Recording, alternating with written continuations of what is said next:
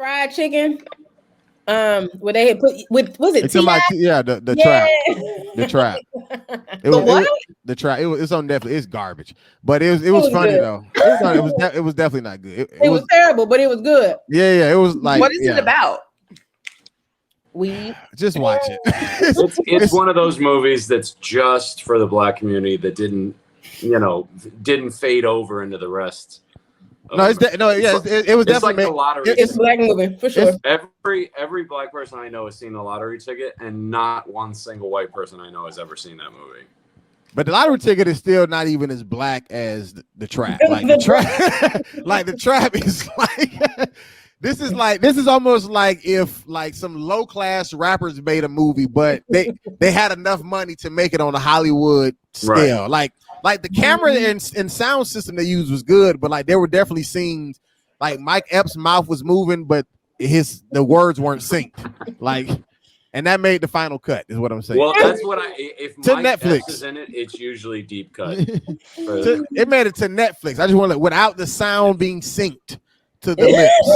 It made it to Netflix, guys. I think it's something that you must have to watch when you're high.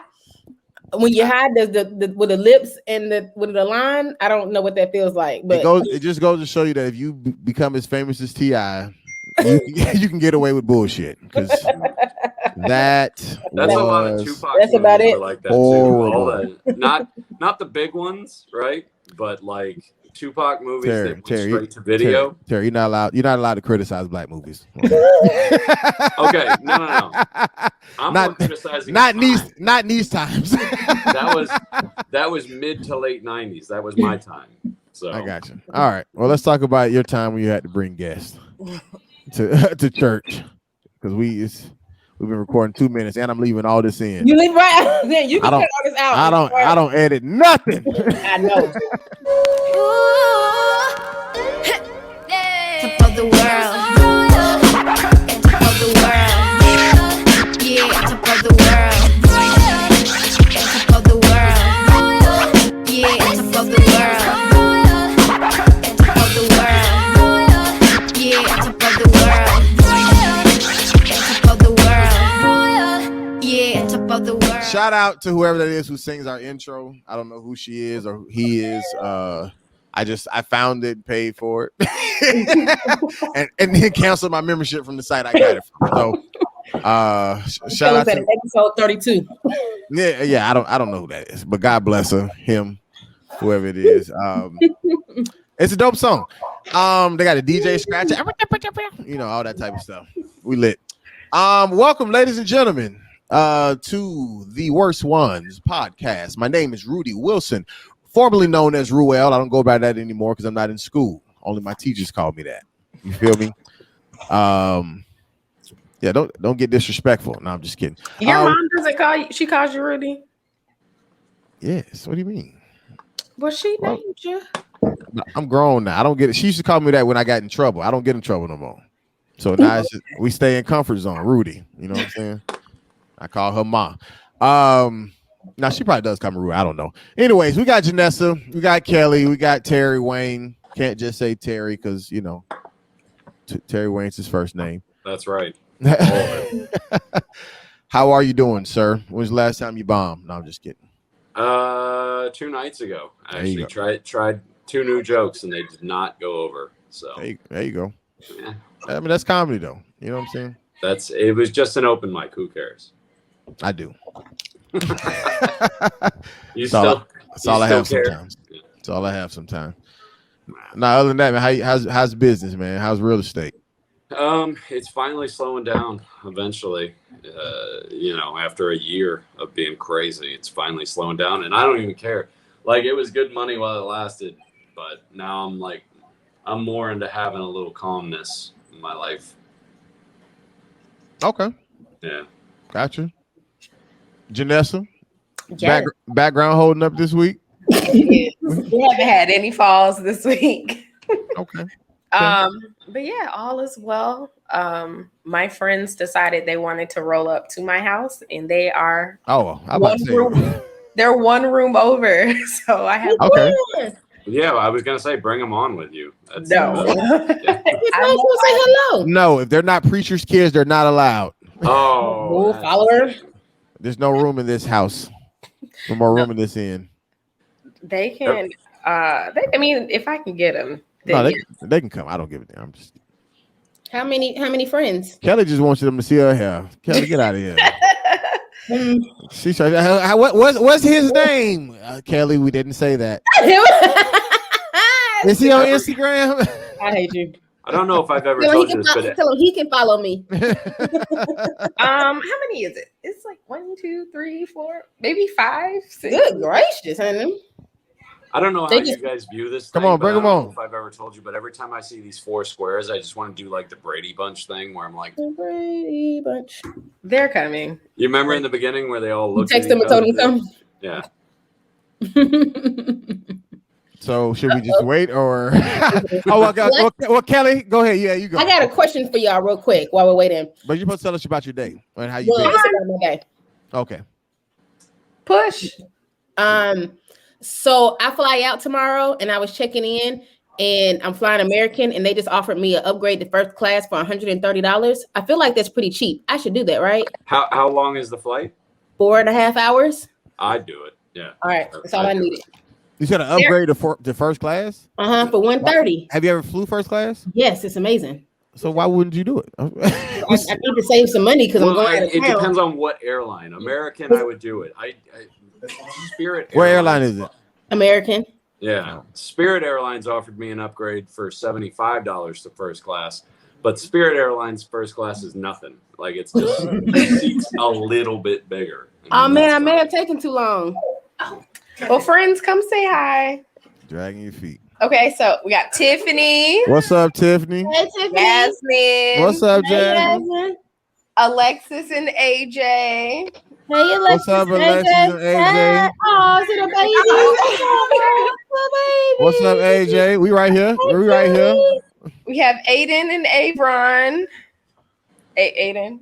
Hey, Aiden. What? Aiden. What's up, Aiden? What's up, Aiden? Hey, Avron. What's up, Avron? What's poppin'? And Steven. Come on, Steven. What's up, Steven? Name that wasn't with somebody. We looking at your shoulder, Steven. We looking at your shoulder. There you go. Hey, Steven. There you go. What's up, Steven? There you go. What's poppin'? All right. Y'all can go now. You got a home party. She was looking like that. You said it was 4 friends. That is You got a home at the family reunion. Yeah. Whole party. They volunteered my house for today. So There you go. That is cute. You live by yourself? Yo, that bookshelf definitely gonna fall today. This bookshelf definitely gonna fall today. Somebody gonna knock that down. That's what's up. That's cute. Where do you know these friends from? Where have you gathered these friends? Church. So it fits in. It fits in with the theme. Church. None of them are PKs because you brought visitors today. I did. That's very true. That's very true. One of them's grandfather is a PK. One of them's mother. The grandfather is a preacher or a PK. Oh, sorry. I'm like, I did that all wrong. I'm like, well, that won't matter. That's his father. Alexis, way gone. Her grandfather is a pastor, so she's like a grand PK. Bring her in. She's a GPK. Bring her in. Tell her come back. Tell her she's a guest on the show. We gonna ask the question and then she can answer first and then she can leave then. Alexis. So it'd be PGK. It'd be preacher's grandkid. Got it. I like how you had to say it out like we didn't get it when you said PGK. I had to say it for myself, to be honest. What you thought we was going to pre-kindergarten? We got it. That's right. We got it. Exactly. A mess. Oh yeah, I'm excited.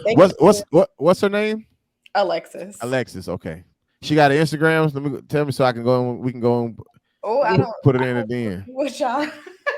Well, I'm saying if she don't want it, that's fine. But I'm just like, we got an extra space. They wanted to ask you a question on the podcast. Oh no, I don't know. Come on, hey Alex, she give her some room to sit down, Janessa. How you gonna have a stand up with the baby? Poor AJ. That's because you got that Georgia Bulldog shirt on. That's why she don't like you. She Georgia. She's Georgia Tech. Yeah, she Georgia Tech. Well, today I have on FAMU, so. Oh man. All right. So Alexis, we heard that you were your grandfather is a pastor preacher, something in that category. And so this is a preacher's kid podcast, and so we just figured we wanted to just bring you in since you were here. What I'm saying? It's kind of befitting, like Terry kind of mentioned before you got here, that we actually had a question today that fits in with the fact that Janessa brought a bunch of guests to the podcast, because the question today is well, I guess, have you or did you ever feel pressured to bring people to church in the efforts of helping expand the church and its ministry? Go for it. When I was younger, no, but like I guess when I got a little older, I felt I had to bring people to church, especially because like my friends were always at my house. So I would be like, "Oh, y'all need to come to church." Let me ask you, you grew up in your grandfather's church? Well, actually I grew up in both churches, at my grandfather's and at, the one I attend with Janessa. Okay, gotcha. So every other week I was, with my dad. So I was at his, my granddad's church, or, Gotcha. When I was with my mom, I was at New Piney Grove. Was your granddad a pastor your whole life, or did he become pastor after you were born? Yes, he was. Okay. He's been a pastor my entire life. Gotcha. And so, okay, so tell us more about the pressure. Like what kind of pressure specifically? You got any, like, I guess a specific, like, I guess time that you did bring somebody maybe and it was a bad idea, or? I wouldn't say I brought anybody and it was a bad idea, because mostly I brought the people that y'all just, Gotcha.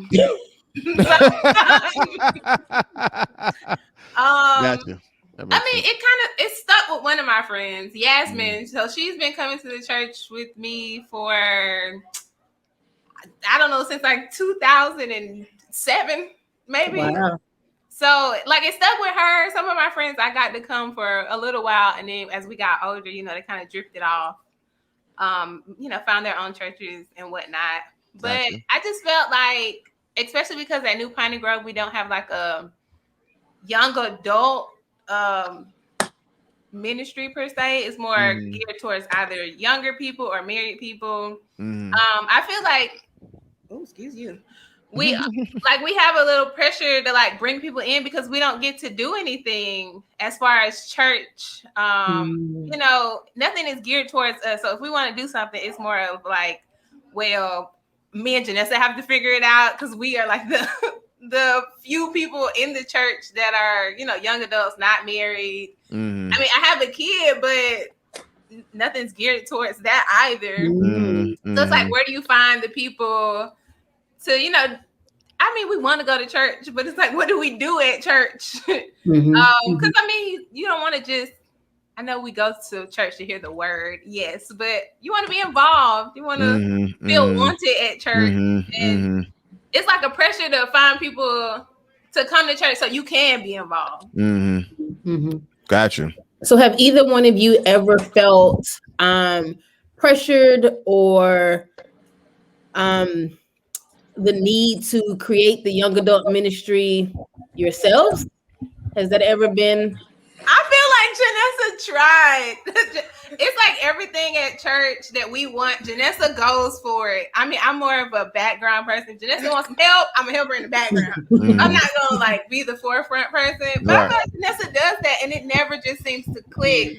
It's more of like, well, y'all don't have participation, but it's like we don't have anybody at church other than us, and we come to whatever we want. Right. But here you go. No. AJ. He didn't get to say anything. He burped. Mom was talking the whole time. He's just a cutie in the background, in the front ground. So That's the clickbait, Rudy. So did you right, exactly. Did you ever so I guess with the pressure when it came down to bringing people to church, was it more at Piney Grove, did you feel, or more at your grandfather's church? I feel like I felt it more at New Piney Grove because, like, I love my grandfather's church, but my grandfather is long-winded, and I used to go there and be like, "Oh my gosh, can we please go home?" Preach, doctor. Hey, I'm sorry to cut y'all, but I once heard a pastor say in the middle of his speech, like, to not complain about him preaching long because you can't talk about God in only 1 hour. And I'm thinking, like, but you can't. Well, how much longer? I mean, but you can. You going on 2.5? You can do a good 25 minutes if you're great. I mean, hey, if he that big, I don't think you can talk about him in 24 hours. So let's do just 20 minutes at a time. Right, right. Like I used to, because like my whole family, my grandfather, his kids, and then their kids' all go to the same church, and so we sing in the choir because my aunt is the choir director. I used to be in the choir stand, like, sleep, and my auntie would pop me in the back of the head, like, get up. And I'm like, my granddaddy is taking forever. I love it. I'm a child. I'm tired. I love how people always say that. Can we leave? It's like, you can just leave, right? You don't have to. You don't need not as a child. You may not. Right. Look, if the sermon takes longer, not the music and everything else and all the other stuff, but if the sermon itself takes more than an hour, I'm looking for my shoes. Like it's time to go. Not your shoes. Yeah. Now he got comfortable. Why would you? It's been long enough. Yeah.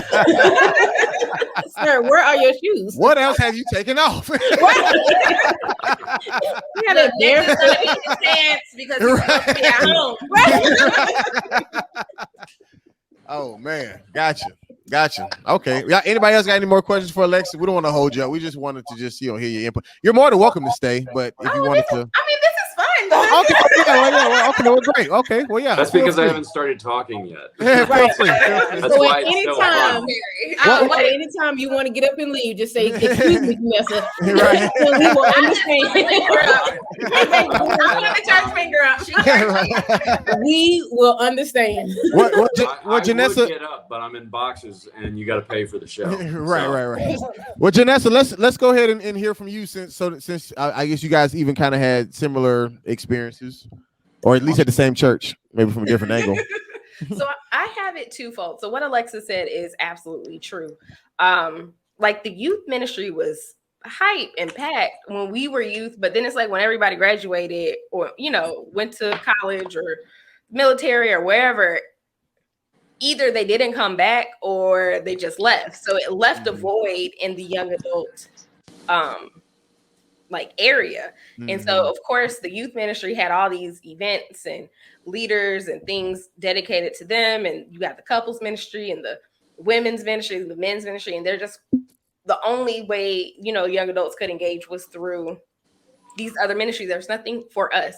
So I did try. I did several ministries. And I mean, they worked, but it took so much effort to get them off the ground. And then it took so much effort, like Alexa said, we would plan an event, like we would put in the work to plan a great event. And then there was like all this pressure to actually have people come. So now you're like harassing your friends and family, like, hey, come here. You're right. Feeling like a party promoter, kind of, sort of. Right. Well, and that's why I thought this would be a good topic, is because Rudy and I both know that it's the same thing for comics. For sure. Like, it is. You're always expected to be a bringer on a show, especially when you're getting paid, to draw some people out. And you're relying on your friends and family for sure. Right. I will say that the thing that was also is kind of a battle both ways, because you want to bring people to participate, potentially join your church, grow your ministry, etc. But then also I know for me, there was like a lot of oftentimes like backlash or doubt from upper leadership. And so it's like, if I bring these people here, is this an environment that I would want people to come to? That was a whole nother debate for me. Is like, yeah, I can bring them, but am I bringing them to something that is actually something they would be interested in? Is it really something I would be interested in? And that was challenging. The second thing was my sister. and I love Jessica, but when she went to college, she was in a dorm room with 5 or 4 other people. So her roommates would come. And then that expanded to their Morehouse brothers coming. And like my sister's Morehouse brother and a couple of other ones played football. And that ended up like more and more people from the football team coming. And so what ended up happening is the church would have to send buses to the AUC because Jessica was bringing all these folks to church. And then after church, my parents would feed them. Like they would take them out to eat. So of course, like during Thanksgiving, we would host a lot of Jessica's roommates or people she knew, who couldn't go home or whatever.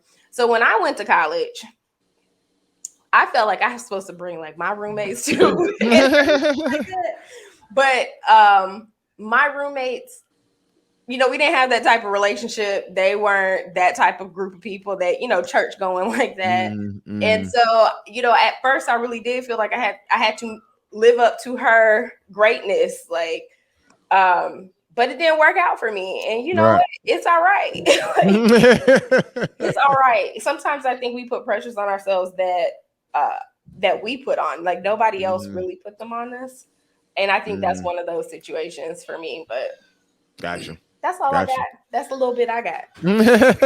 So let me just say this to piggyback on that. We used to find all of the college ministries that would come pick you up and feed you lunch afterwards. Because in college, every meal is clutch. Every meal is clutch. So when I was in the AUC, it was New Birth, Eddie Long, who used to come. That's a good little ride from the AUC to Lithonia. Is that in the city of Stonecrest now? I'm not sure, but anywho, but yes, it was a good little ride. But for a meal, we were all for it. So I just wanted to say that's probably why everybody was coming for that good meal. Football team. Yeah. The girls were spelling. Right. The ladies. I just wanted that. Go for it, Kelly. You already talked. You might as well go with your experience. As far as pressured bringing visitors, I don't think I was in my younger years. I don't think I was pressured. I think I wanted to. Like the ladies talked about earlier, like youth, our youth ministry was just so lit, as the young kids say, that I was just hyped to bring everybody to Berean. Like, come see what we're doing. You ain't that old. Okay. We was ready to go. You is not that old. Somebody as the young kids. The young kids say. You say lit. With the little fire emoji. Yeah. Right. When you was in New Orleans, I'm sure you were like, we lit. We lit. We're not gonna be doing Kelly like that. Is that Miss Lee?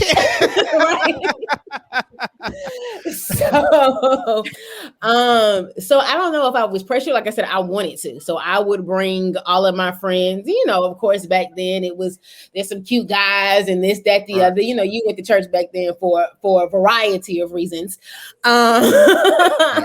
So no, I didn't feel pressured kind of growing up. Now I've had in my adulthood. So when I moved to Delaware, I frequent a lot of, we may have talked about this before, smaller churches, smaller, predominantly Black churches, where I felt like in those instances, I was pressured to bring people. But a lot of times I was so iffy about the church that, because we like when we talked about earlier about the preachers, is like there's 20 people in the audience that's gonna give $200, where there's only 21 of us in here. So I'm gonna be that one. I'm that one. You best believe I'm that one. I'm that one. And 20 of us, right, are that one. It's gonna be one standing up and 20 sitting down. And so sometimes it would be like the praise and worship is good, the word is good, right. But it's times like that where I didn't want to, subject my friends to that. But definitely, and I always felt like too, and we talked about this before, I felt like that was probably one of the reasons why their churches didn't grow. So though they would pressure, hey, bring 2 people next week, or hey, if you bring 2 people, then you can something, or then it felt like a lottery or something, like if you do this, then you can get this, or whatever. You can shake the pastor's hand if you can bring 2, whatever. If you bring 2 people to church, pastor pray for you personally. Right, exactly. He got the little oil out for you this week. But I felt like in those churches where I felt like they pressured us more, were actually the spaces where the churches didn't grow. And maybe we should. No, I'm sorry. No, go ahead. I forgot. Go ahead. I was just gonna say maybe we should talk about that one day in reference to like because there are so many churches. Like, is it really necessary, or should just more ministries join each other? I'm talking especially the smaller ones. You know what I'm saying? Like, as opposed to everybody being an individual pastor with 2 people. You know what I'm saying? Right. Y'all can bring y'all 2, 4, 6, 8, 10. You know what I'm saying? Y'all can, hey, everybody preach a Sunday, whatever you got to do. You know what I'm saying? But you make it work together, as opposed, because you pastoring 2 people. Like y'all, I mean, and I'm not saying that you need Joel Osteen's church. You know what I'm saying? But I'm just saying, but you and 2 people, like y'all don't even need to take up a building for that. Y'all can do that at home, on Zoom, whatever. Like, and if you're, that's a lot of people's ego, though. Right. That's what I was just about to say. Because some people be like, "No, I'm the pastor," but did the Lord call you to be that pastor? Hey, come on. Everybody, some people just be wanting to preach, and that's what I'm saying.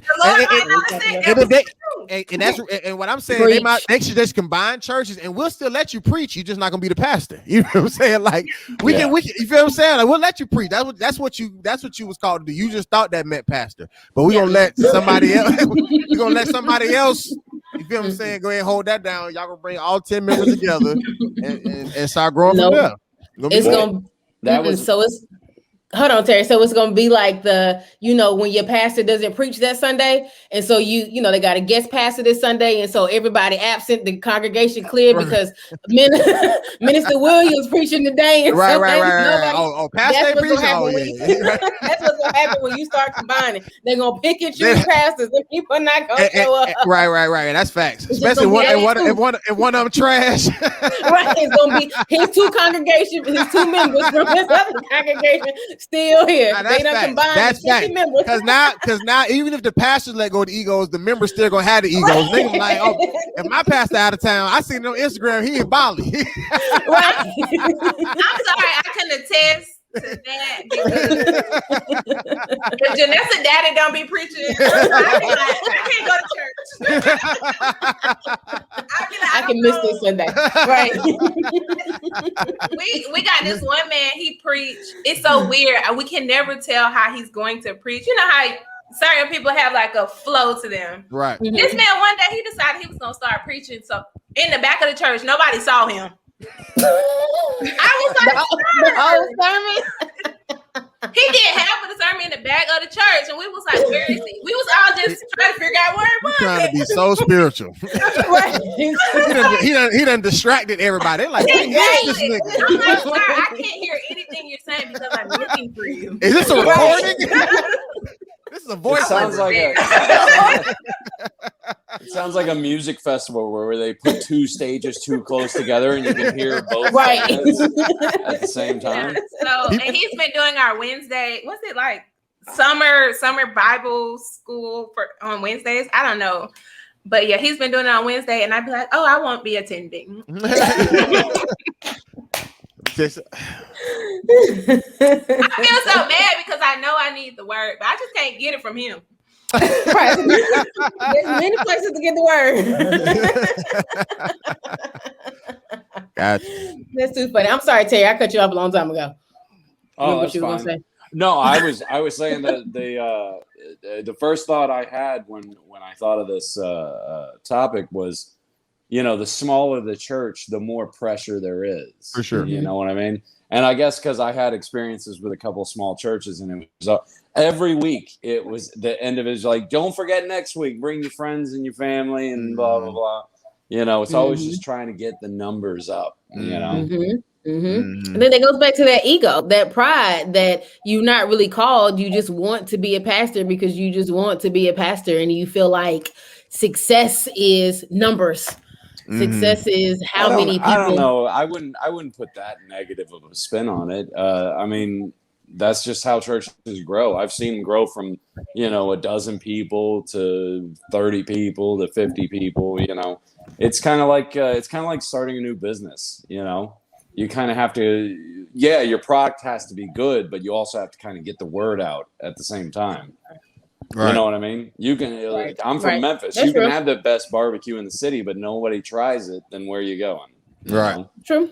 So that was the only thing I was thinking about. And then I talked about Rudy and I, because again, as comics, we get a lot of pressure to bring people out and help support the show and that kind of thing. And that's what it is. It's really just support. You support your church by bringing more people. You support your comedy show by bringing more people, so on and so forth. So, Terry, yeah, I know you ain't bring this topic up, and that's all you got to say. You made it seem like you had 85 stories. You like, I got pressure coming from everywhere. This man talking about comedy shows. Well, that's the relation between. I get it. But what about the church experiences? Where was you getting pressure from in church? That's what I'm saying. Especially in my teenage years, that was the big thing, was to build the youth group. Because if you could build the youth group, then the parents would come naturally. Right. If you can get the kids to come, you get the parents to come. And vice versa. But it was more put on the youth, to where it was like, invite your friends, get your friends out here. Right. Because if they enjoy it and come back, the parents will come with them. And, that obviously brings growth to the church, more offerings, tithes, so on and so forth. Right. And that's how you move out of the high school or elementary school cafeteria into your own building.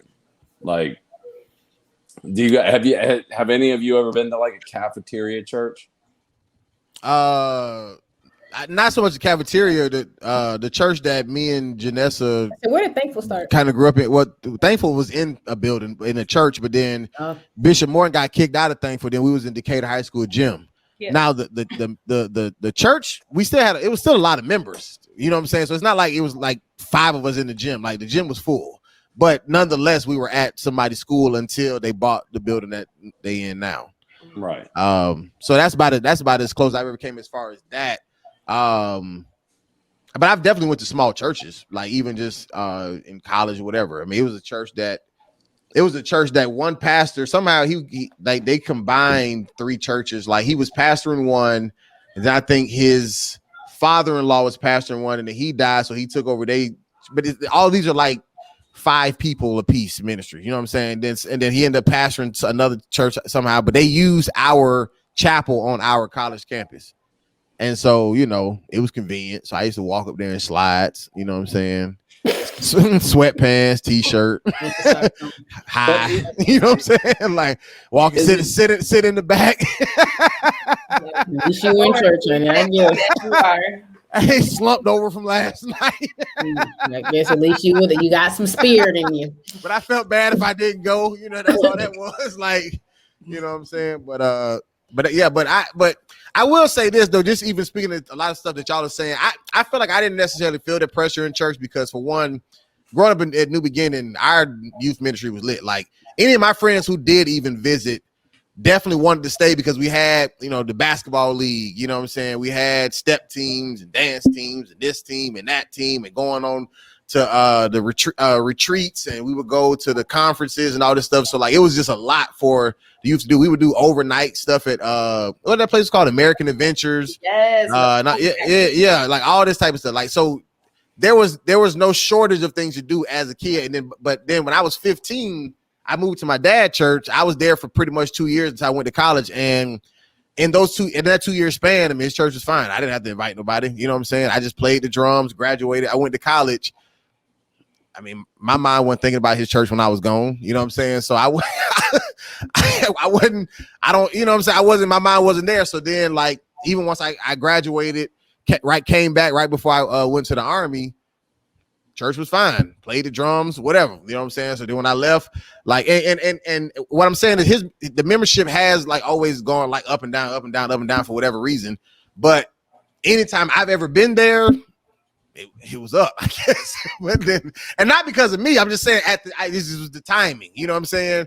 And if there ever was like any type of time that it was lower, even then, there was no pressure as far as like to anybody. There was never any announcements. It's like, hey, you know, invite your friends or whatever, you know what I'm saying? But I don't know. I guess I never had to encounter it, because even growing up, you didn't have to invite anybody. You know what I'm saying? Like there was kids there for days. There was youth from babies, you know, in the nursery all the way up to, you know, 18, 19, 20, 21. We had young adult. We had a whole young adult choir. You know what I'm saying? Like at New Beginning, like they, you know what I'm saying? Like a full choir stand of just young adults. You know what I'm saying? So it's like, I don't know. I never really kind of encountered like the pressure of it, but I do get it from the comedy side, but even from the church side, like even making the comparison, because it can be discouraging as a human being if you go to like, you know, a church where just say all your needs are not being met, especially if you fit in a rare age group like young adults. You know what I'm saying? It gets a lot more pressurous when you're you know, young, you're single, you know what I'm saying? You're like, in all of us, we live a different life than we do when we're under our parents' roof. You know what I'm saying? And when that's not there, I mean, I can see how that's, you know, very, very, very, very frustrating. You know what I'm saying? To want to have that even in a church setting, the same way you had it, like all y'all dealt with 5th grade problems at church and at school. You know what I'm saying? 6th grade problems, 7th grade, 9th grade, whatever the case may be. But then once you hit the adult age and everybody go their separate ways, you know, I think it is more pressure, especially when you want it to happen, as opposed to just some people are just spectators and they'll just, you know, see if it happens. So yeah, but is it even bad? Is it even a bad thing to tell people to help grow it? You know, is that immoral? Is that wrong in any way to put that? I don't think it is, to be honest. No, I don't think it's necessarily a bad thing. Yeah, it's just like everything else. If I walk into a restaurant and it's completely empty except for 2 people there, I'm gonna start thinking immediately like, but this probably isn't a good restaurant. You know, right? Whereas if it's packed, I'm like, oh, there's got to be something good here. So there is some perception to it, I think. I agree. I don't think there's anything wrong with, because like you said earlier, that's how you get the word out that we have this church, we have these ministries, we offer these things to the community, by inviting people to the church. I think my issue is kind of like what Alexis said, is for, and we talked about this maybe 2 weeks ago, for the pastors that aren't called, for the ones that are just doing it just to kind of do it. But for the ones that that have a calling and they're just trying to get the word out, you know, to invite people. I mean, to me, it's the same. So back in the day, it may be word of mouth. Now there's social media and there's Facebook and there's billboards and ads and commercials and all sorts of stuff, you know, that you see churches on. So no, I don't think it's a bad thing. To the young adult ministry piece, this is off topic, but I think the young adult ministry piece is hard, because one, I feel like there's a lot of discrepancy in what is young adult. Yeah. Is it 18 to 29? Yeah. Is it 18 to 35? Like I said, I'm going real off topic now, but whatever. You know, that's what is young adult? So I'm 33 and you put me in a room with a 21-year-old. See, to me, we don't have anything to talk about. You know, and so, but on the same token, I want to be a young adult because I don't want to be an old adult. Right, because so, you ain't got nothing to talk about with somebody 45. You know right. You know, right. And so that age is kind of, it's hard because you have those college students, you know, and then you have, you know, all right, we went to college and then some people went into the workforce and then some people went into graduate school. Some people got married early. It's, you know, it's a lot. Families, kids, no, you know, it's a lot that kind of goes on in that 18 to 29, 35 year time span. You know, we're figuring out our freedom. Like you said, when we were under our parents' house, we did what, you know, our parents told us to do. Some of us, you know, we get to college day one, that first party, and we all out. And oh shoot, this is the best time of my life, and I'm gonna get drunk or whatever. Some of us, it takes a little longer to get there, you know. And so in those conversations, I just think that it's it's difficult for that young adult piece. So I just can I also say this about the young adult? I also think when we get to this age, especially in our millennial generation, we get real woke when it comes down to church and who wrote the Bible and how real God is. And, is it, instead of calling it God, you call it energy or, whatever, universe. The universe, you know what I'm saying? So like that, this is the age where people are more or less figuring out is what my grandma was teaching me bullshit, you know what I'm saying? Or is, how much of this is true, you know what I'm saying? All this type of stuff, because now you've been to college, you've been to work, you've had conversations with people who believe other things, as opposed to you being under that shell of just church your whole life. You know what I'm saying? And I think that's why it gets even harder, because is church even attractive enough that if I post it like, hey, this young adult ministry, and even if you age it off from 30 to 35, we going bowling. Well, yeah, do I want to hang with church people? You know what I'm saying? Because of what my perception of church has been. And especially now that I'm at an age where I'm going to be more, stronghold about my decision, as opposed to if I am 18 or 19, well, I'm still kind of under my parents, just say household, if you will. Even if I'm at college, I'm still getting money from them. You know what I'm saying? I'm still depending on them some type of way. But once you get to your 30s, late 20s, early 30s, like you're way more independent and you're way more independent thinking. And I think that makes church more unattractive to some people to then even want to come and do church, young adult, age appropriate things, if that makes sense. I also think like in the time of the social media, it's gotten worse for people to want to come to church because we knew they're hypocrites in the church always, but you would have to go to church to see it. It wasn't like, oh, I can see it on the internet. right. I can see it on the internet. So if I can see it on the internet, why would I even come? Right. Like, I don't even need that experience because I don't need that negativity in my life. Right. I can just stay at home and create my own negativity if that's the case. I think in this day and age, it's easier to get people to come out and see a DJ than it is to get people to come out to church. Well, yeah, I mean, I think in any day and age. I mean, because people like entertainment. Even that's why even a lot of churches, a lot of churches will use just say smoke and fog and lights and stuff about that. Because people, human beings, you're attracted to, lights, flashiness. You know what I'm saying? That's why people love to go to Times Square, New York, because you look up, it's TVs everywhere, it's lights everywhere. It's something appealing to look at. And so when you add that element, and then you have great singers and great praise and worship while all of this is going on, even psychologically, it's going to make somebody be like, yo, church was lit. You know what I'm saying? Like that was a great time. You know what I'm saying? I literally had fun while I was there, as opposed to, if you go to a church in 2021 and everybody is, they hanging on to just say traditional ways or whatever the case may be, it may not be as attractive to somebody who that was the last image they had in their head and they don't want what their grandma had. They want something different, you know what I'm saying? So I think that I think all of that pizzazz kind of can help or hurt, or I mean not help or hurt, but it can help as opposed to hurting, I guess.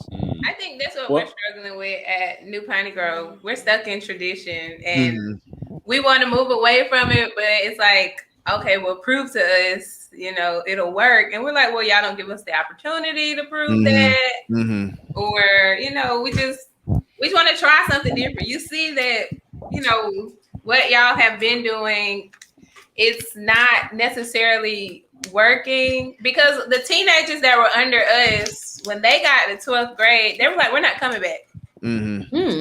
Because, nothing was really changing. They couldn't experience God the way they wanted to, so they could get closer to him. I mean, it was more like tradition, and all I'm gonna do is sit here and read the Bible, and yes, that's nice, but we all don't get the Bible just by reading it. We might need to go experience the Bible, not just read it.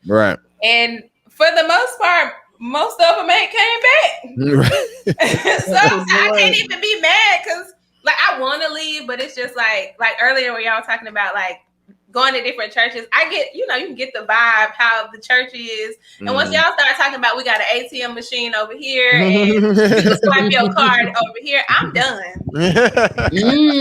So that's why I'm like, I feel like I'm stuck at my church. I don't want to say stuck, because that's do you think do you feel like that about the ATMs because you go to a traditional church, and you feel like you're not that you're stuck in tradition as deep as them, but that is a traditional thing that you want to hang on to not have ATMs?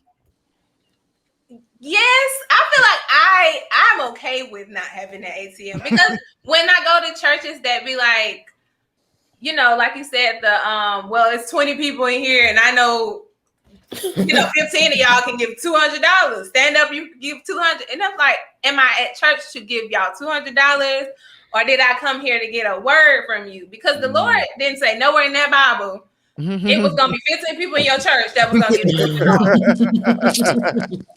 Yes, he did. You was Ecclesiastics. Actually, that was never a thing. So it's just like, I go to the church, and that just seems wrong to me. Well, look, in regards to the ATM thing, I'm pretty sure the Bible says something specific about having a money changer in the temple. Yeah, and it wasn't good. It wasn't a good thing. I the reason why I asked that, because I could see somebody trying to do that for they're trying to eliminate excuses. You know what I'm saying? Like they're literally saying, like, because people would say like they can't give because they can't go to church. Like is having an ATM different than saying like a church accept Cash App or accept Venmo or accept was it Givelify or whatever it is? Like, you know what I'm saying? Like they make these convenient things to try to eliminate excuses, but are they wrong? Are they moving on with the times because people are more online banking now, or are they money hungry? And I'm not asking you specifically, but for anybody. Right. I online bank. I just send my, so I don't have to write a check, because to me that's old. But my mama still writes a check. So but that's what I'm saying. But what if they didn't have that option? And you had to then do something, just say either give them actual money or write a check. Would you feel more inconvenienced?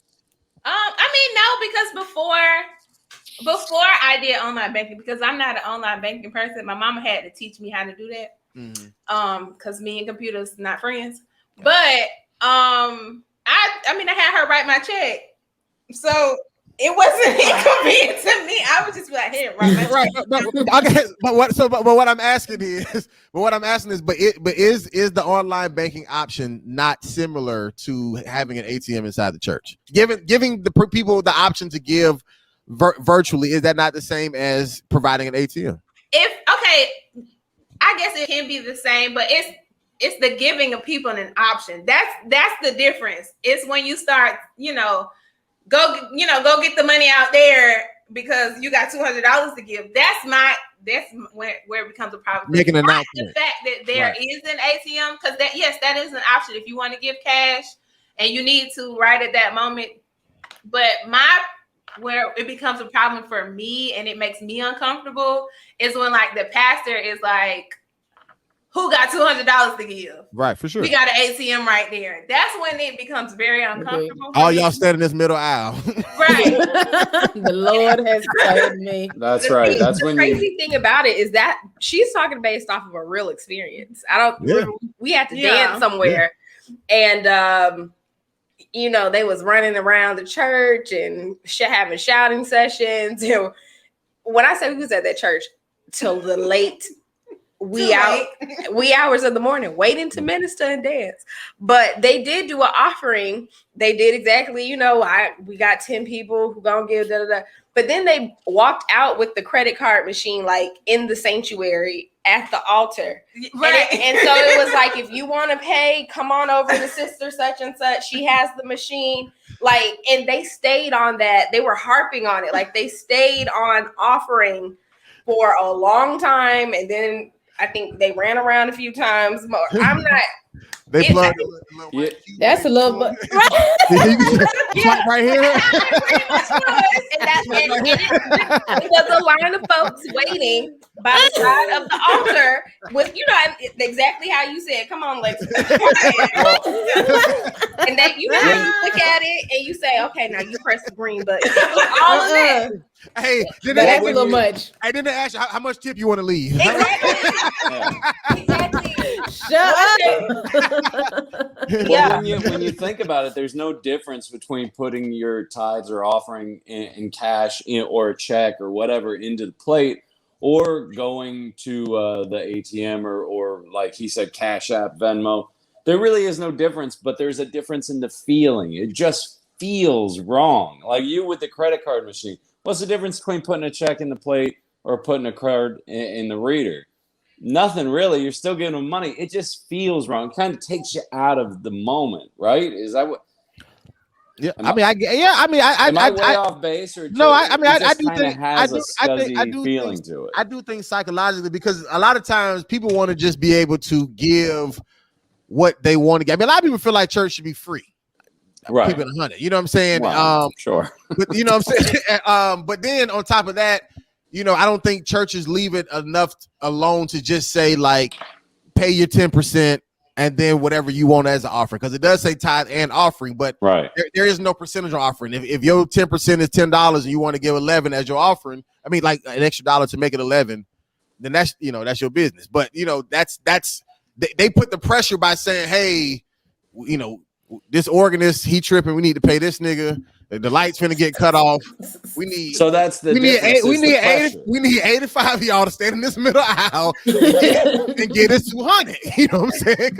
And I just want to stick on what you're saying. So it's more of the pressure. You feel more pressured to give more, because not only that, but people can see what you're doing. Then you know they see how much you take out of the ATM. They can see how much you put on the credit card. So it's more pressure that way. Right, exactly. The same way that bringing visitors has pressure too, right, because again, that's another person putting money in the collection plate. Absolutely, yeah, absolutely, yeah. That's what I'm saying. It ain't about just having more people to talk to.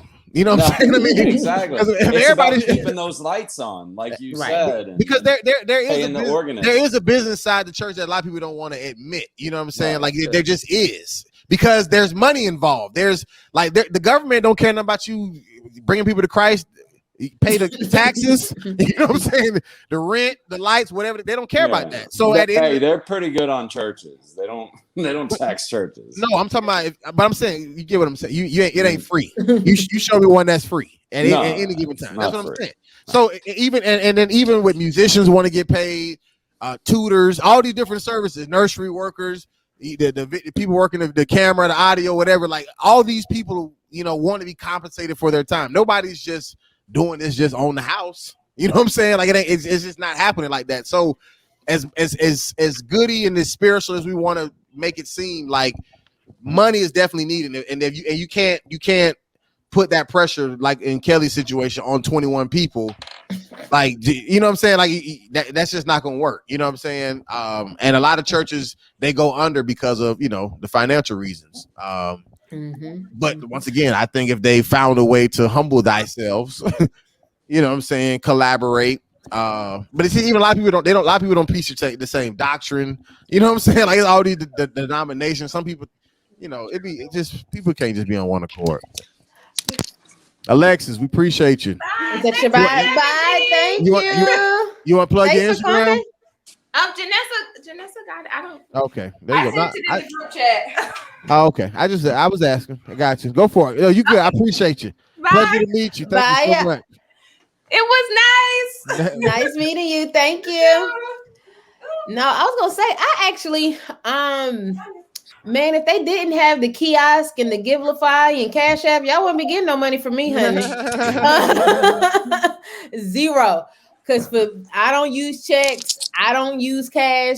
Right. So I feel like I appreciate the convenience, you know, with the church trying to keep up with the times and how money is spent or whatever in these times. I remember when my Impact, the church I go to out here, they had started with Cash App. And I went home to my daddy like, y'all need to get a Cash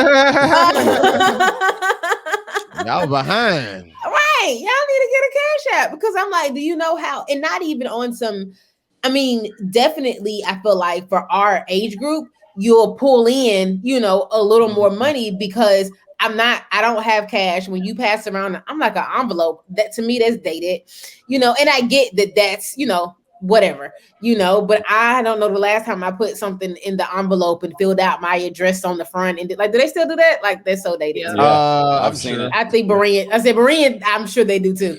Got it. Yeah, I'm sure Berean does too. But to me, like for me, I'm like, I'm just not gonna do that. Where can I do it from my phone real quick? Do my little thumbprint, keep it moving. I don't have no Face ID. I got an iPhone 8. Right. I said I got a 6. It don't matter. I was like, for y'all with the Face ID, I got a thumbprint still. But yeah, where can I put my little thumbprint real quick? Send the code to my phone, send the money. So I don't have an issue with it. I mean, I definitely think it's non-traditional in terms of you're used to you know, pull, you know, the basket goes around or you walk around to the front and you know, whatever. But give me a kiosk, give me Cash App, to be honest. Give me Givelify. Whatever. Givelify. Yeah, Givelify. Whatever. I feel like I keep saying it wrong. But anywho, because the kiosk sometimes I may pass on the way out. But right here on my phone is too easy. Text 242424. You feel me? Text give to 242424. I can do that. Well, but see, just to go back to the perception thing, nobody ever thinks that when like there's a earthquake in Haiti or a hurricane somewhere and they say, oh, just, you know, text $5 over here to help. I've done that a couple of times. I never felt bad about it for 1 second. I was like, well, that's convenient. Awesome. Right. You know, I'll happily give you $5. So should we feel bad about it? I don't think we should, because like Rudy said earlier, a lot of people would like church to be free, but it isn't. So either you contribute whatever small amount you can, or there is no church. You know, that's. You know what I would like to see the numbers on? What percentage of the congregation actually tithe? So there's a percentage of a congregation that church is free for. I would like to see the numbers in that. And when you say congregation, you're talking about the amount of people showing up or actual members? That's tithing. She's talking about the difference between people tithing. But what I'm saying is because there's people who like there's certain church, like even at New Beginning, we always had visitors. So like I'm sure they were giving money, which wouldn't be considered a consistent tithe that would be paid. So I'm saying like I think you can count the overall amount of even just say visitors, but also find out like the people who actually own the books as members. How many of them actually? But see, then they also, they would actually have to fill out an envelope because some people just throw the cash in there. You don't know, you know what I'm saying, and then you can't even account for that. So I think almost the Givelify stuff helps the accountability almost. You know what I'm saying, because you can actually track it as opposed to people just using cash. I think we should follow it up next week with a similar topic. If you go to church and you don't pay tithes, are you stealing? Oh, yeah, you are. You are. Right. They got a product, but you are though. And you're not helping. You are though. It says, "Can a man rob God?" That's next week. It says, "Can a man rob God?" Do it next week. Let me Givelify real quick. I'm just saying. Let's do it next week. We could talk an hour on that all by itself. Ooh, it definitely is. It's armed robbery.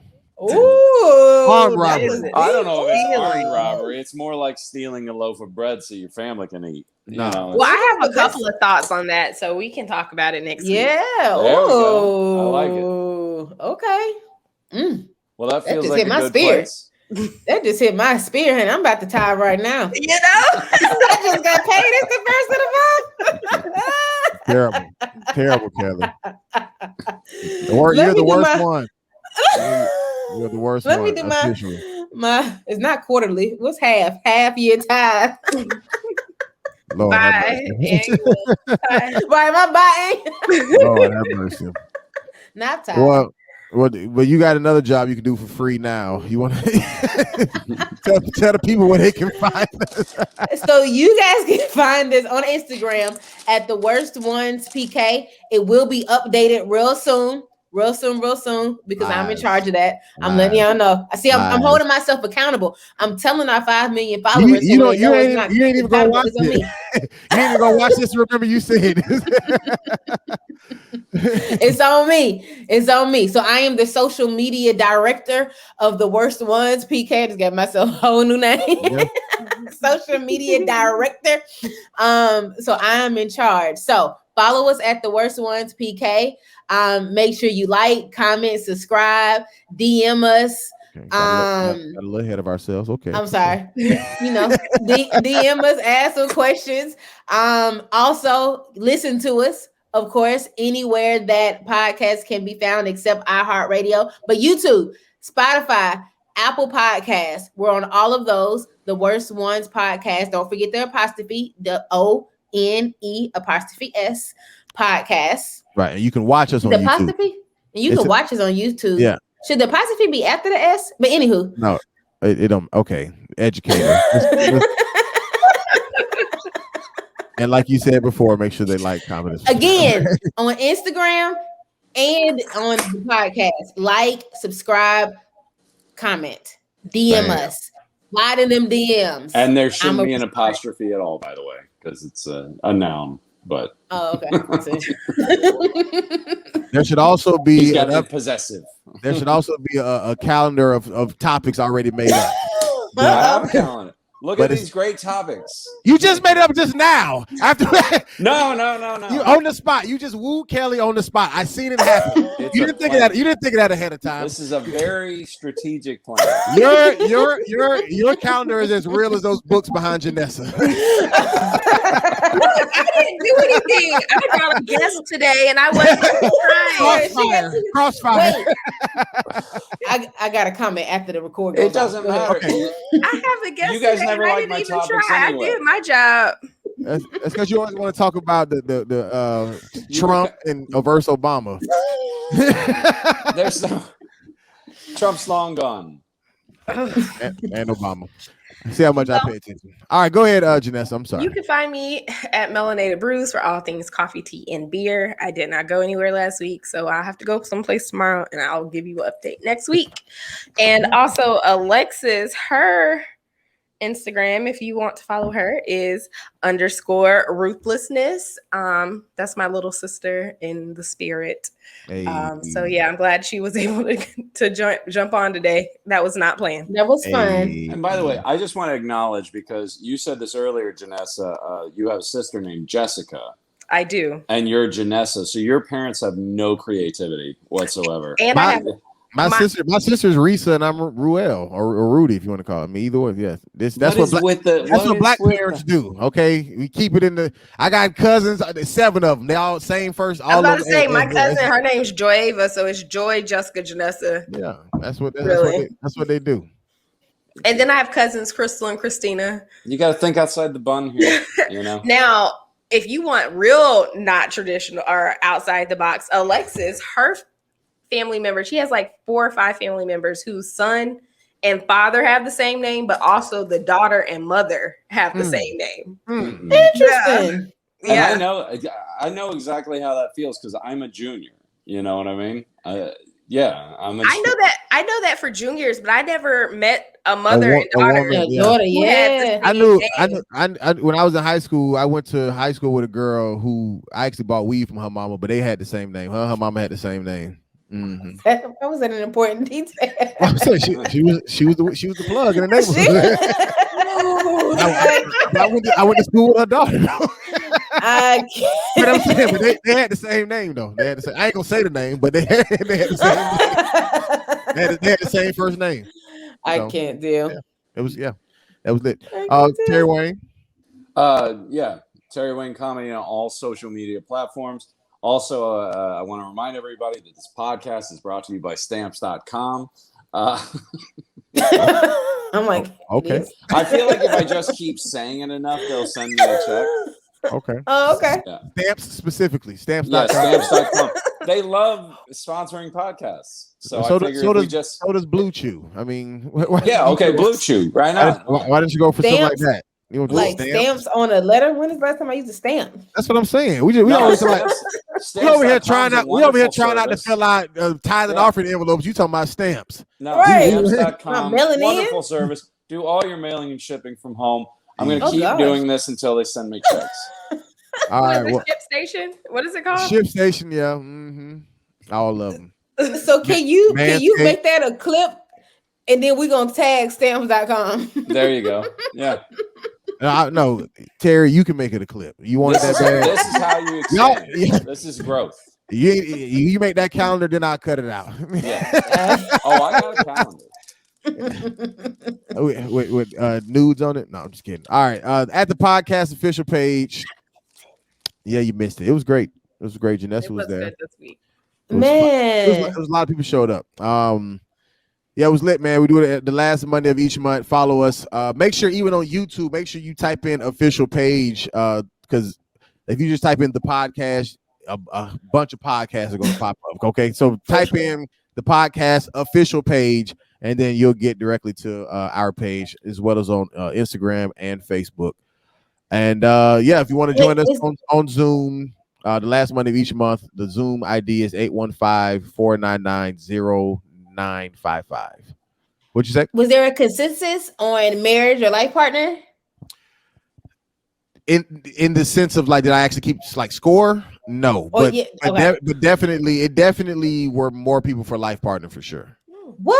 As far as who spoke up, like, and a lot, there was more people who spoke up who didn't, but there was at least probably just say 8 people who didn't, 8 out of 27 or 26, 27 people who didn't say anything. So if all of them would have just say, been for marriage, then maybe it would have helped, but it was definitely more for life partner than it was for marriage.